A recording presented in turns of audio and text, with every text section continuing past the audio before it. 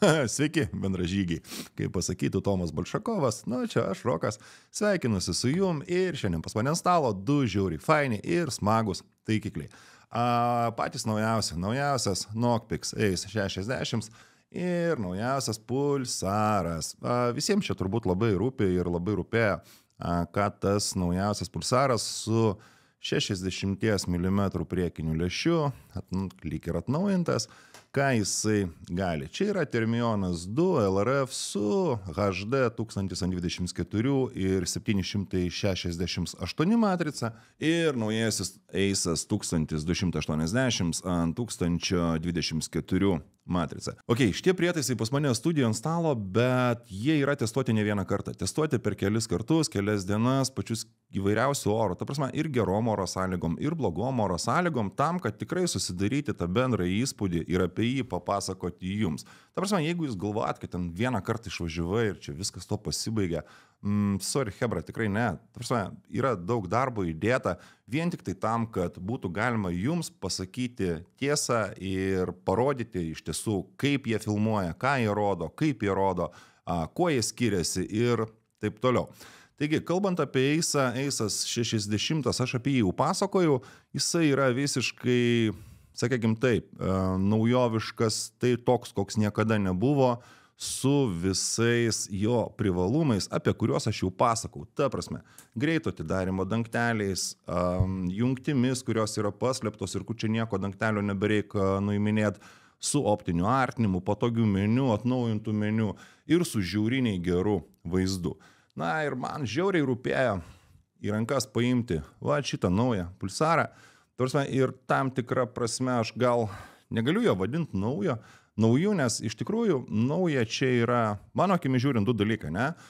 Pirmas dalykas tai yra 60 mm priekinis lęšis, nes prieš tai buvusiam taikiklyje su 1000 Pulsaro matrica jis buvo 50, na ir pagaliau įdėjo didelį ekraną, didelį okuliarą ir pradinis artinimas pasidarė 2,5 ir šiaip vaizdas iš tikrųjų nuo to didelio ekrano, jisai tokiais nukirstais kampais pasidarė, šiaip visai viskas neblogai. Kita vertus, mane truputėlį nuliūdino tai, jog Pulsaras paliko senąjį korpusą. Ta prasme, nepasikeitė iš tiesų Thermionas nuo kokių 2019-2018 metų, ta prasme, Thermionas visą laiką buvo šitam korpuse, na ir tie jo, mano akimi žiūrint, trūkumai, jie išliko. Ta prasme, gaunat, štai tokias dvi pulsarinės baterijos komplekte, tas visas baterijos reikalas, jis yra plastikinis, kas manęs tikrai neįtikina. Ta prasme, man jis iš pat pradžių niekada labai smarkiai nepatiko. Na, tolimatis viršuje, tas pats nepatogus, nedidelis ratukas ryškumo reguliavimo. Na ir kada ten važiavom blogo oro, reiškia, testavau aš tos prietaisus blogo oro, ten buvo šalta, buvo rūkas, buvo lietus ir su pirštinėm bandžiau čia sugraibyti šitą ratuliuką. Nebuvo labai patogu, ta prasme, man čia toks kažkaip, nežinau, gal minusas. Iš tiesų, ta išvaizda tipinė, termioninė, na ir lyginam, štai taip, abudu tokiu, lyg ir ergonomiškesnis iš tikrųjų Knockpix'as. Ta prasme, 60, didelis sunkus, šitas irgi didelis sunkus, bet ergonomiškesnis stipriai yra Knockpix'as, nors baterija tam pačiam Knockpix'e irgi, tarkim, čia iš šono, ne, ir, na, lyg ir galėtum tą bateriją čia kažkaip tam pačiam Pulsare, ne, paimti iš šono, įdėti, kad nekišotų šitas visas reikalas, toksai bokštas aukštas, galbūt. Net meniu šitam taikiklyje Pulsaro Thermione, meniu yra išlikęs toks pats, kažkada jisai tikrai buvo labai, fainas, galbūt net vienas iš patogesnių tokių meniu, bet dabar su naujoju Knockpix'u, tas naujasis meniu, jis yra intuityvus ir, na, jisai gerokai lenkia patogumų, mano akimis žiūrint, tą naująjį Thermion 2 LRF HD 60. Na ir iš tikrųjų, Thermionas, tai galbūt aš nepavadinčiau jo naujų produktų, ne, tai yra nauji viduriai, senam korpuse, toks pavadinkim jį, jis yra gal atnaujintas, ne? Kai tuo tarpu Knockpix'as čia yra visiškai naujas konceptas, naujas taikiklis, ta prasme, nauja linija ir, kažkaip taip, toks mano tokia įžvalga. kol kas. Na ir prieinam prie to, ką aš pastebėjau testuodama šitos abu du prietaisus. Abu prietaisai su pradiniu artinimu rodo nuostabiai gražiai. Ta prasme, vaizdas žiūriniai geras, žiūriniai detalus, labai ryškus tie, sakykime, šilti objektai, visai neblogai išskiriama aplinka ir taip toliau. Kita vertus, prie 10 kartų artinimo, 10 kartų padarius artinimą, pulsare jau atsiranda tinklelis. Ta prasme, tinklelis jau matosi pikseliai. Su eisu maždaug nuo 20 pradeda atsirasti irgi tas pats tinkliukas, ne, ir jau jis pradeda ryškėti ir jisai taip vaizdą, šiaip nepagerina jo. Tai aš manau, visa tai yra dėl labai elementarios priežasties. Čia vienok yra pulsaras, naudoja 1024 ant 768 matricą, kai tuo tarpu Inferijaus matrica yra 1280 ant 1024. Čia turbūt ir yra esminis skirtumas, dėl ko tas vaizdas artinant pulsare prastėja žymiai greičiau negu naujajam Nokpikse. Vat aš tai taip tokią išvadą savo pasidarau. Kalbant apie vaizdo ryškumą ir detalumą, pulsaras vis dėlto neįdėjo kažkokios jautresnės sensoriaus, jisai liko 35 milikelvinų šiluminių jautrumo, kai tuo tarpu Nokpikse jis yra 15. Na ir tas jaučiasi vaizde, jaučiasi šilto objekto ryškume, jaučiasi detalėse ir ypatingai jaučiasi detalėse, kada žiūri prastų oro. Filmavau į namą, ta prasme, matavom metrus, ten tolimačius testavom ir taip toliau. Na ir ten apie 600 metrų pulsaras jau nebe taip išskiria, reiškia, miško foną, jo tiesiog nesimato, tu matai, kad ten yra miškas, bet ten nebėra detalių. Prasme, kai tuo tarpu Nokpiksas tas detalės jisai rodo, piešia ir viskas ok. Kalbant apie tolimačius. Nokpikso tolimatis yra integruotas, ta prasme, čia kupros jokios nestyro, kaip pas pulsarą, ta prasme, čia pulsaro tas sprendimas, 19 metų korpusas, viskas, suprantama, ne?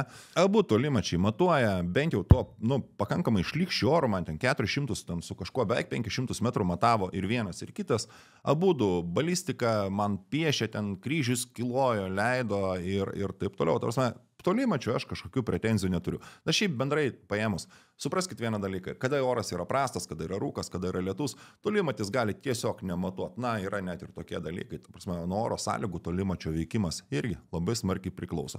Tai tolimačiams aš neturiu nei vienam, nei kitam kažkokių ypatingų priekaištų, abudu veikia normaliai. Kalbant apie fokusavimą, ne? Tai pulsaras, kadangi čia yra senas korpusas, ten turi tokį gaidinį ratuką. Nežinau, kas ką nukopijavo, ar gaidas pulsarą, ar pulsaras gaidas, žodžiu, tas ratukas. Va, tai buvo prastas oras, buvo vėjas, buvo rūkas, buvo lijundra tokia, nežinau, šlykštus oras žiauriai buvo. Tai su pirštinėm čia reguliuoti fokusą man nebuvo labai patogu. Ta prasme, šitoj vietoj Nokpiksas, žymiai paprasčiau, ta prasme. Gal tai nėra, kažkoks labai ypatingai žiauriai patogus sprendimas. Bet tas pelekas, jis yra patogesnis negu tas mažiukas ratukas, ypatingai kalbant apie prastą orą ir pirštinės. Apie artinimą. Pulsaro artinimas pradinis yra 2,5 ir mygtuku, šito pliusiuku, spaudant, jis artinasi, maksimalus artinimas yra 20 kartų. Kas man visai nepatiko, tiesiai šviesiai sakau, tai pradinis artinimas 2,5, sekantis šuolis yra 5, nuo 5 sekantis šuolis yra 10 ir jokių kitokių opcijų ir nuo 10 tada šuolis iki 20 kartų artinimo. Tai tie šuoliai tokie, jie, x2, grubiai kalbant, gaunasi ir, kažkokio tarpinio man pritrūko, jeigu taip atvirai. Kai tuo tarpu Nokpikso artinimas yra pradinis 2, tada jis artinasi iki 24 ir tas artinimas ten taip, po vieną, žodžiu, suki, taip švelniai artinasi ir ten nėra tų šuolių tokių nėra. Tai va, kita vertus, Nokpiksas turi dar ir optinį artinimą. Ta prasme, tai yra tas toksai intuityvus reikalas, kur kiekvienas medžiotojas, ten, jeigu reikia paleisti greitą šūvį, ten taip iš karto griebia, aš iš karto griebiu čia už okuliaro ir suku. Tai va, turi dar Nokpiksas tą ir 3 kartų optinį artinimą, ir suma sumarum 24 x 3, nei daug, nei mažai, 72 kartai bendrai artinimą. Ir su tais pačiais 72, gerai, kaip sakė mano kolega, sako, stirnos ausis iš 300 metrų aš dar tikrai atskiriu. Va taip. Apibendrinant noriu pasakyti tokį dalyką. Ta prasme, čia yra didelių atstumų taikikliai. Ta prasme, jeigu taikiklis šitas, ar vienas ar kitas, nesvarbu, rodo blogai, tai pasimato, kad atstumą ir tu suprasi, kad ten yra 400-600 metrų ir arba atstumas yra dar didesnis. Kitas dalykas. Visą video, ką aš filmavau ir kad Deividas filmavo, mes nuvažiavę į gamtą, reiškia ir stirnas, ir žmonės šunis vedžiojančius, ir namus, ir elnius elnynę, ten skirtingom dienom, skirtingom oro sąlygom. Visas video yra sudėta, ne? Ta prasme, patys atkreipkite dėmesį. Atkreipkite dėmesį į detalės, į vaizdo švelnumą, į vaizdo ryškumą, į patį šilto objekto tikslų nupaišymą ir detalumą, ne? Ir ant kiek tas vaizdas šiltas, jis yra ant kiek ryškus toje aplinkoje, kurie piešia taikiklis. Kita vertus, rinkimai. Ar Pulsaras šiandien atnaujinęs tą savo Termioną 2 LRF su HD matrica ir 60 lęšių, ar padarė geriausią taikiklį rinkoje? Ne. Manau, kad ne. Geriausias taikiklis, inovatyviausias ir geriausiai rodantis vis dėlto šiandien yra naujasis Knockpix Ace'as. Jeigu man reikėtų surikiuoti liniją, tarp prasme, į eilutę, kas yra geriausias taikiklis, tai Knockpix'as vienareikšmiškai būtų, 60 Knockpix'as vienareikšmiškai būtų pirmoje vietoje. Antrą vietą, ko gero, dalintųsi atnaujintas Pulsaras su senuoju TS-u, kurių kaina plius minus į vieną pusę ir į kitą pusę yra panaši.